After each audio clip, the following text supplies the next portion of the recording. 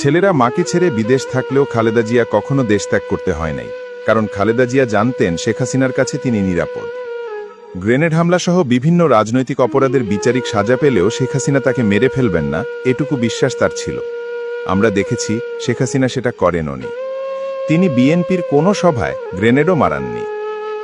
কিন্তু জাতীয় সংকটের সময় জাতিকে অনিবার্য যুদ্ধ অবস্থায় ঠেলে দেওয়া অথবা ক্ষমতা ত্যাগ করার প্রশ্নে ক্ষমতা ত্যাগ করা শেখ হাসিনাকে তার নিরাপত্তার দায়িত্বে থাকা লোকজন দেশেও রাখার সাহস পায়নি, কারণ তারা জানে শেখ হাসিনার প্রতিপক্ষ শেখ হাসিনার মতো আইনের শাসনে বিশ্বাসী না, তারা হিংস্র।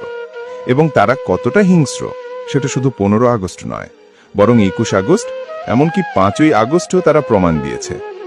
এই হিংস্র প্রতিপক্ষ খালি হত্যা লুণ্ঠন করেই ক্ষান্ত হয় না, তারা নিজেদের এসব বদক্ষত দোষ প্রতিপক্ষের ঘাড়ে চাপিয়ে মিথ্যাচার ও কুৎসা করাতেও পটু।